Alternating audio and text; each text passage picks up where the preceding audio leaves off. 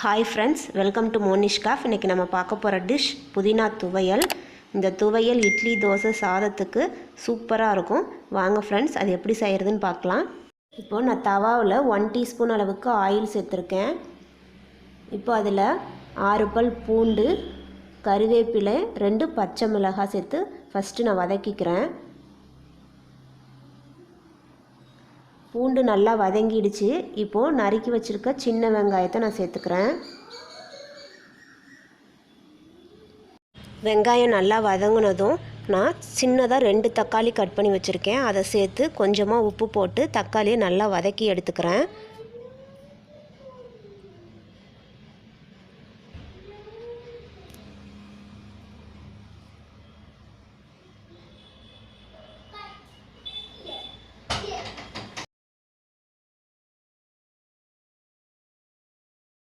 தக்காளி நல்லா வதங்கிடுச்சு.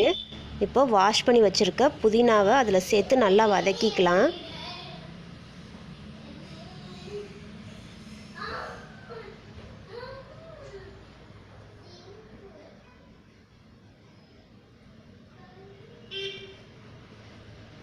இப்போது இது நல்லா வதங்கிடுச்சு.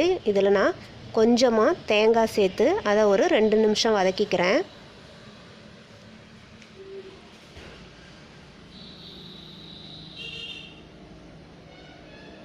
இப்போது இது ரெடி ஆகிடுச்சு. இதை கொஞ்ச நேரம் ஆற வச்சுட்டு நான் மிக்ஸி ஜாரில் அரைச்சிட்டு வந்துடுறேன். இப்போ தாளிச்சுக்கலாம். நான் தாளிப்பு கரண்டியில் 2 டீஸ்பூன் அளவுக்கு நல்லெண்ணெய் ஊற்றிருக்கேன்.